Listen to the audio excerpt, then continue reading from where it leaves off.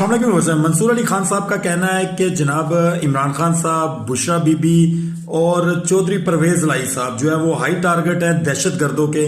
दहशतगर्द जो है वो इस वक्त निशाना बांधे हुए हैं कि हमने इन लोगों को मारना है। दूसरी जानब नून लीग जो है वो खुल्लम खुल्ला जनाब जलसे कर रही है, रैलियां कर रही है।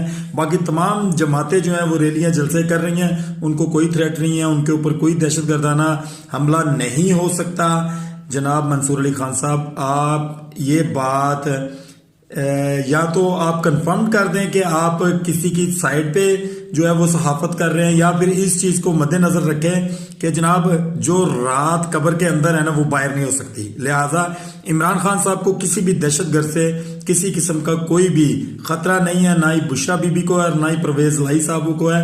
आप कोर्ट को जो है वो गुमराह मत करें, आप अवाम को गुमराह मत करें। आप गलत किस्म की जो आपकी जनरल